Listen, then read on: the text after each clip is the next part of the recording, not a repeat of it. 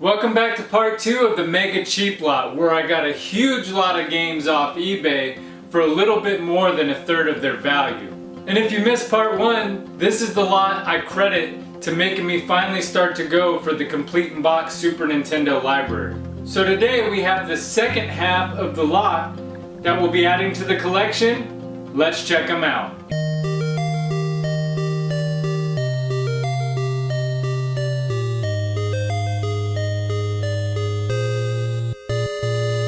And the first game we have up is Lagoon. Lagoon was developed and published by Kimco and released for the Super Nintendo in 1990.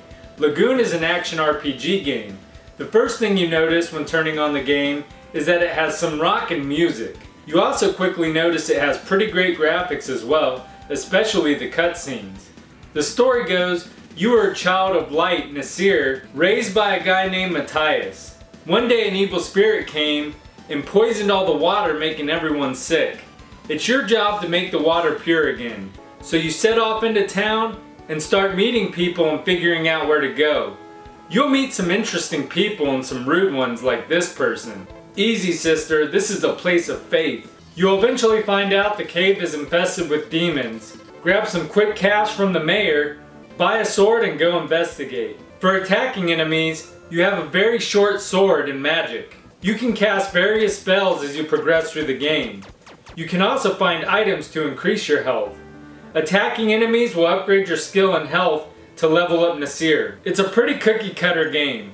Overall, Lagoon seems like a pretty decent game. It's also cheap, so it's worth giving a shot. And Lagoon is number 15 for the collection. Up next we have a sports game, NHLPA Hockey 93. Hockey 93 was developed by Park Place Productions and published by Electronic Arts Sports Network. It skated onto store shelves in 1992.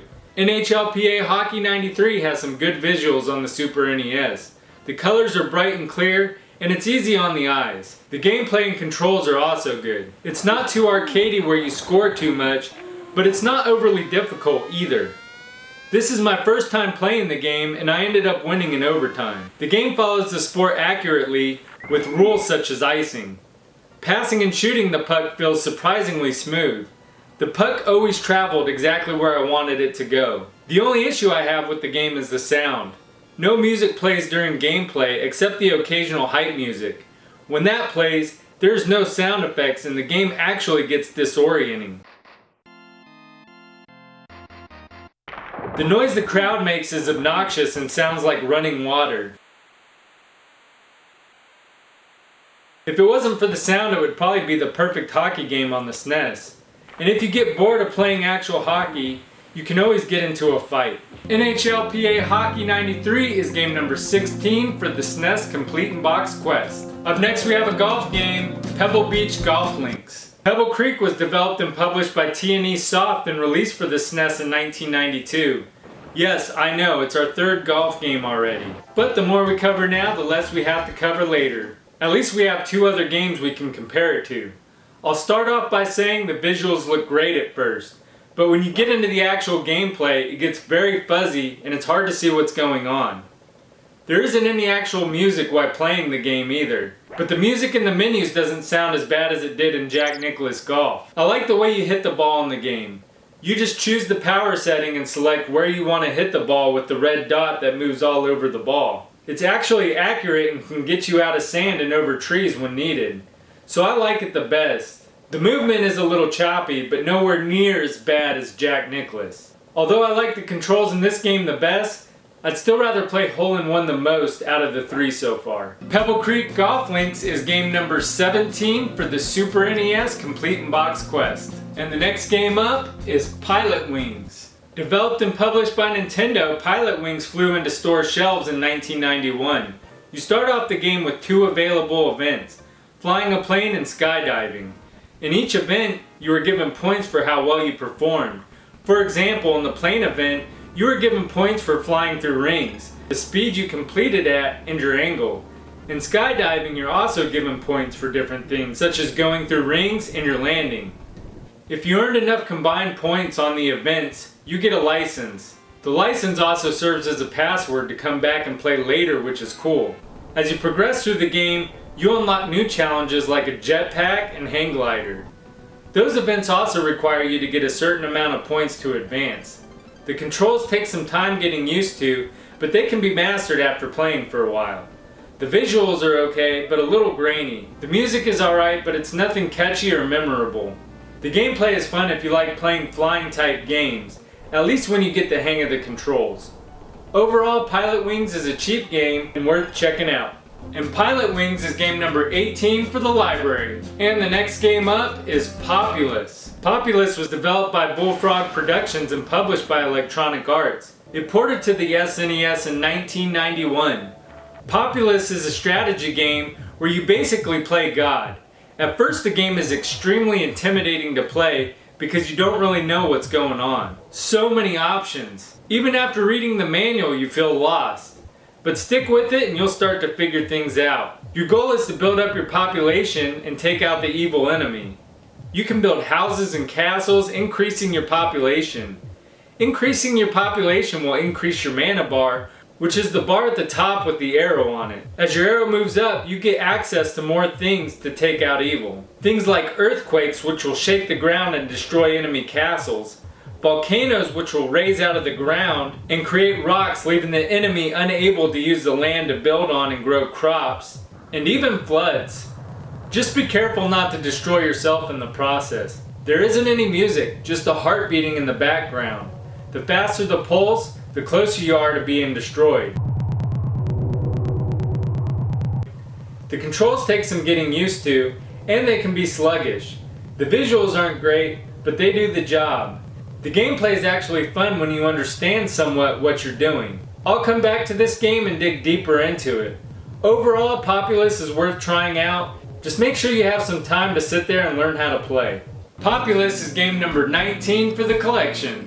Next up we have Roadrunner's Death Valley Rally. Roadrunner was developed by ICOM and published by Sunsoft. It sprinted to the Super Nintendo in 1992. Roadrunner is a platforming game, a very frustrating one. Starting up the game, you'll jump right into the first level. There is no difficulty level or any other options. You play it just how they intended you to play it. It seems like it would be a fun walk down memory lane playing this game with the great visuals and music, but you'll quickly find out the controls are really floaty and the game requires a ton of trial and error. Roadrunner can run super fast, but unless you know the road ahead, you'll be bumping into enemies and losing health. And I should also mention you only get 2 lives to make it through 5 levels. Along the way you'll find flags that serve as checkpoints and can also unlock bonus levels. But if you die without hitting one, you'll go back to the beginning of the level. Jumping with Roadrunner is really clunky, and it doesn't help that you often jump into unavoidable danger. I don't recommend this game. If you see this game, run away from it like Wile E. Coyote. Roadrunner's Death Valley Rally is game number 20 for the Super Nintendo library. And the next batter up is Super Bases Loaded. Super Bases Loaded was developed by TOS and published by Jaleco. It swung onto store shelves in 1991. This is our first baseball game for the SNES. This game wasn't licensed by the MLB, so you use generic alphabet teams. The big difference between Super Bases Loaded and the Bases Loaded games on the NES is that to beat the game, you not only have to beat the other team, you have to get a perfect score while doing it. You lose points for any error you make in the game, such as striking out. Visually, the game looks plain, but the graphics do the job. The music also does the job, but it's nothing special.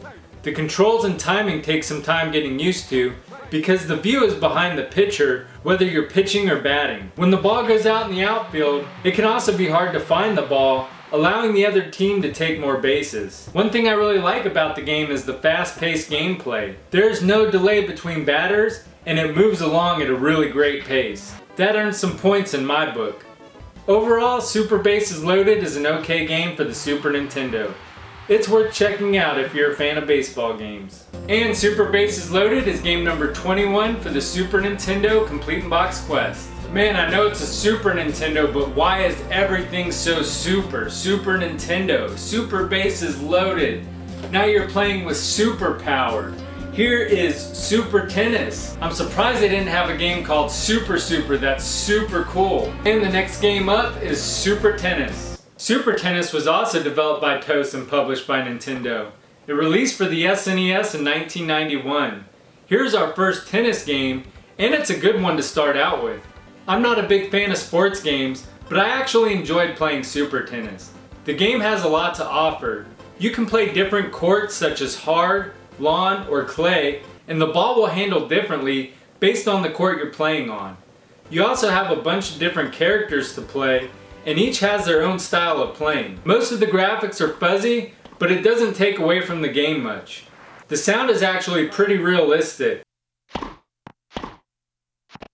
The controls are responsive and use all the buttons on the controller. You can put left or right spins on the ball with the L and R buttons, forward spin with X. You can lob with Y, light hit with A, or heavy hit with B. You can also play with a friend in 2-player mode. Overall, Super Tennis is an enjoyable game on the SNES. It's cheap and worth checking out. And Super Tennis is game number 22 for the Complete in Box library. Up next, another game that surprisingly I enjoyed, and that game is World League Soccer. World League Soccer was developed by C-Lab and published by Mindscape. It kicked out to store shelves in 1992. Here we have our first soccer game. And it's a good thing we're knocking out one because the Super NES is plagued with them. It's a very simple, fast-paced soccer game. And I mean fast-paced. Look how fast the players move. It's like the game is fast forwarding or something. Use the B button for everything. B to pass, B to shoot, and B to tackle. The music is fast paced as well and matches the gameplay. This is more of an arcade style soccer game rather than a serious one, but that's okay. Sometimes that's more fun. The visuals are plain and it can be hard to figure out where you are in a sea of green. The map on the side only helps so much. The controls are good and I had no trouble passing the ball or making it into the goal. This was my first time ever playing this game and I won 3-0. And even though this is the first soccer game we've covered in the quest, it's hard to imagine finding a regular soccer game I like more than this. World League Soccer is game number 23 for the Super NES library. And last but not least is Zardian.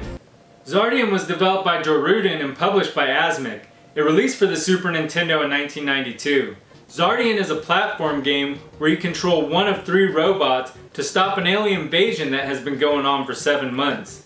Each of the 3 characters has their own strengths, weaknesses, and abilities. Triton is the most all-around character, and he is able to fire weapons forward or up. Alcides is good for close range and long range forward attacks, and Pantera is the smallest and able to get lower shots off, and he can get into more narrow spaces.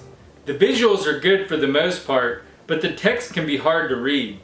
The music isn't bad, but it's nothing to write home about. The controls aren't bad, but it does feel a bit sluggish on the jumping. The gameplay is pretty decent. It's a game I'll come back to and explore more in the future. Overall, Zardian is a game worth giving a shot if you like platformers, and it's not overly expensive. And Zardian is game number 24 for the collection. Also included in the lot that we're not going to be adding to the total today is Champions World Class Soccer. This is just the box, and the game it had in it was race driving. And because we don't have the box or manual, we're not going to be covering this game today. Also included in the lot is John Madden Football. This is complete in box, but I actually got another John Madden Football in another lot, and I'll cover it in that one because I feel like we've already covered too many sports games in this one. And finally, stuffed in one of the other boxes was a Gradius 3 manual only, which was pretty cool. This lot of 23 games, boxes, and manuals cost me $350 shipped, bringing our total up to $4,282 for the Super NES Complete in Box Quest. Let's get these games on the shelf.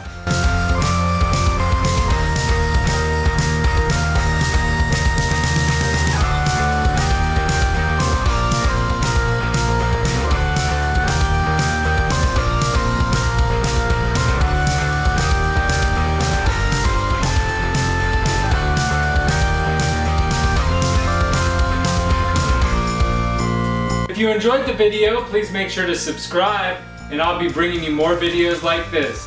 Also, make sure to leave a thumbs up for the mega cheap lot. Until next time, I'm Gamer Wayne, and thanks for watching.